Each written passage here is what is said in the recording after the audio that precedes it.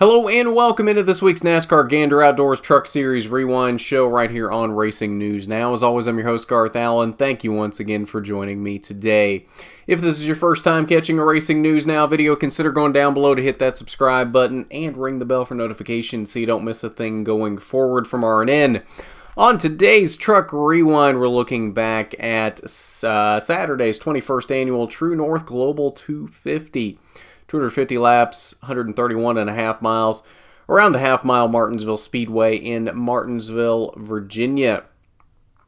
7 caution flags in this race for a total of 50 laps.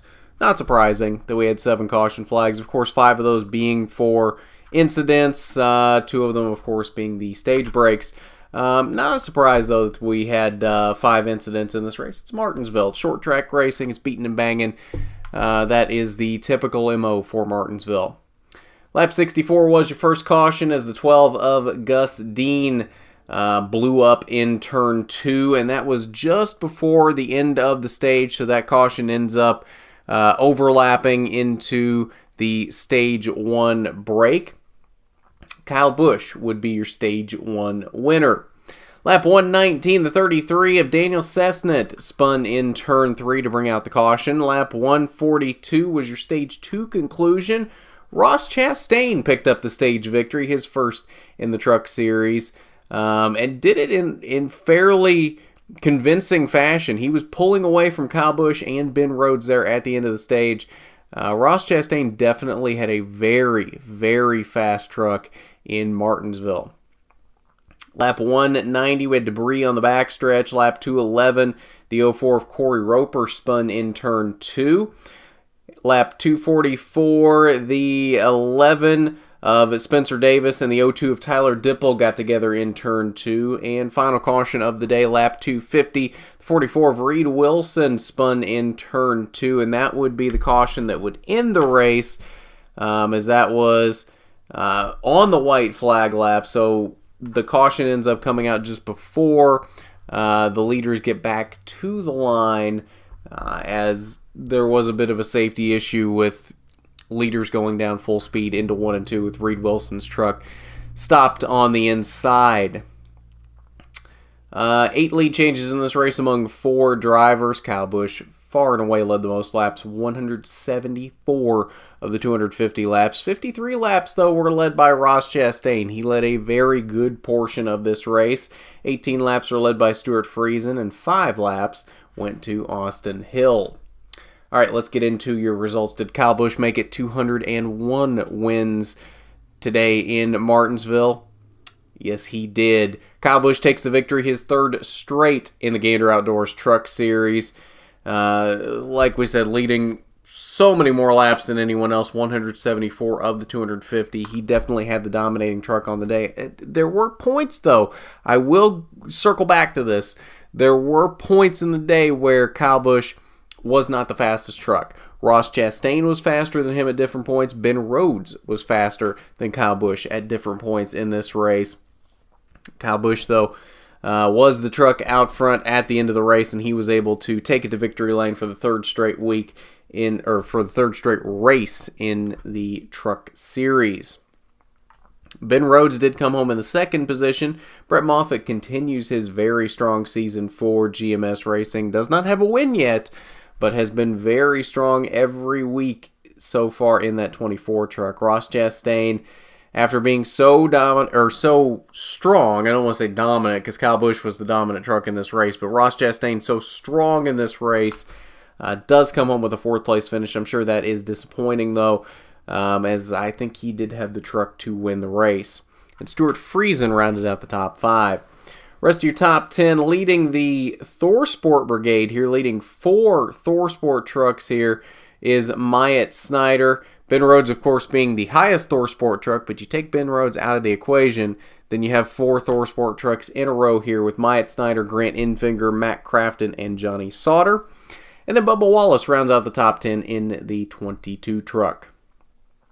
11th through 20th, not a great day for Harrison Burton. He was 6th in the 2nd stage, but really didn't have a lot of speed through most of the day. That the handling on that truck just not where it needed to be for Harrison. He came home 11th on the day. Austin Dillon driving the 8 truck for Nemco this week in 13th. Rafael Lessard, we saw him at Five Flag Speedway in Pensacola for the ARCA Menard Series, making his Truck Series debut in the 46 truck for Kyle Busch Motorsports. Ran in the top 10 most of the day, finished 10th in the first stage.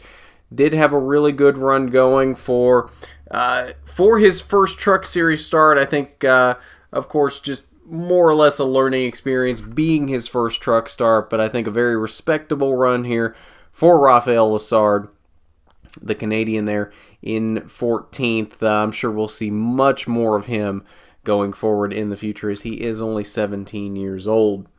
Todd Gilliland back here in 15th. Had a fast truck, 4th in the first stage, 10th in the second stage, just kind of falling off near the end of the race. 15th for Todd Gilliland. Austin Hill there in the 16th position, 8th in both stages. I don't know how to describe Austin Hill on this day. He wasn't super fast, but he wasn't one of the slow trucks either. I don't know where exactly to categorize him on the day in that 16 truck. Sheldon Creed there in the 17th position. He had a very interesting day. Was up front early, started in the 4th position, and just kept getting bump and run throughout the race by different drivers that he seemed to be holding up at different points. He got the bumper put to him more than once in this race, and I want to say it was more than twice. I want to say there was at least 3 bump and runs that I can remember given to Sheldon Creed in this race. Derek Kraus in his second Truck Series start for Bill McAnally Racing came home in 18th. Tyler Ankrum in his first race for his full campaign in that DGR Crosley 17 truck, 19th for Tyler Ankrum. 21st through 30th, Austin Theriault down here in the 22nd position. Tyler Dipple, 23rd in the 02 for Young's Motorsports.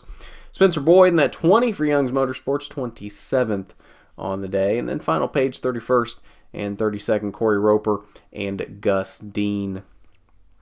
All right, that's your results from the TrüNorth Global 250. So let's head over to the Media Center. And for the third straight truck race, we will see what Kyle Busch and his team had to say after this one. Yeah, we had a pretty good truck. You know, everything that we did to it yesterday and trying to improve on it and make it better for today was certainly beneficial.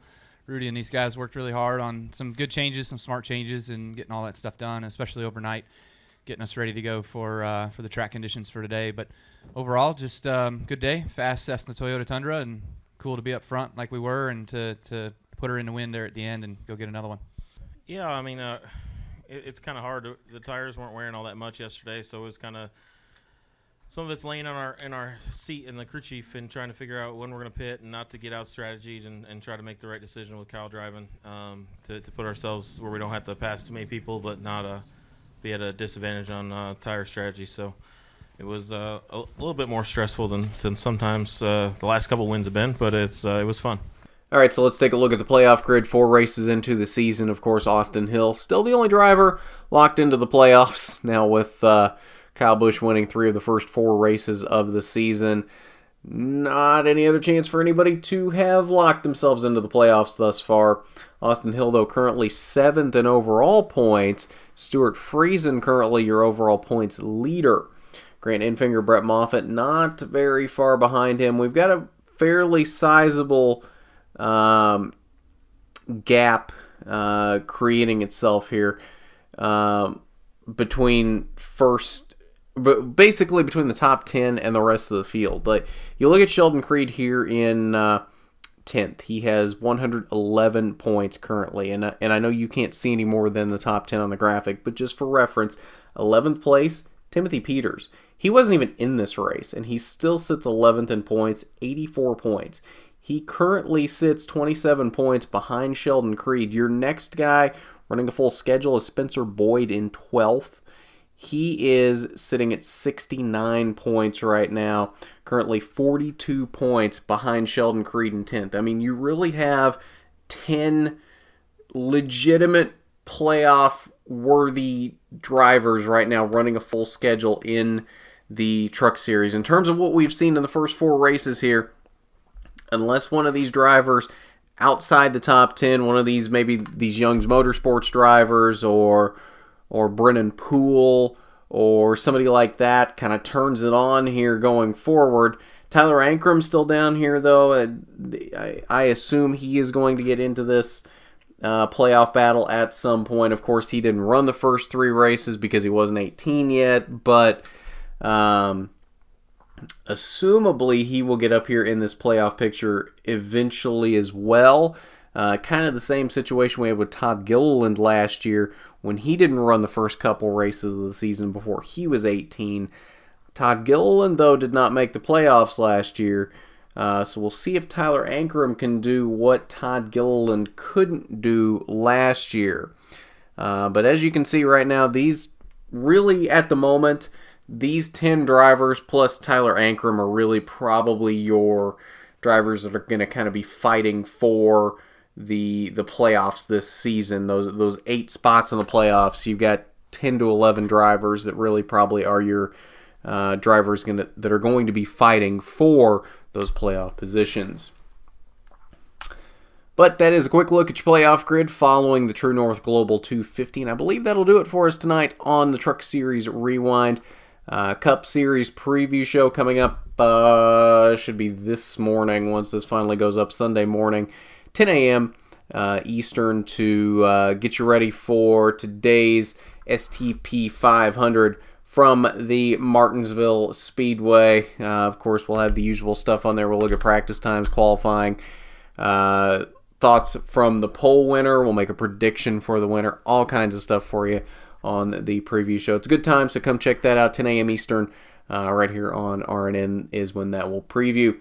And then, of course, Cup Series Rewind coming up Sunday evening as well to recap the STP 500. And then, of course, pole position Monday evening, 8 p.m. Eastern, to get you caught up on everything that happened this weekend. We've got a lot of stuff happening this weekend, from NASCAR in Martinsville to IndyCar at Circuit of the Americas to all kinds of other stuff to talk about this week on pole position. We've got you covered there on pole position. So check that out Monday evening, 8 p.m. Eastern, right here on RNN.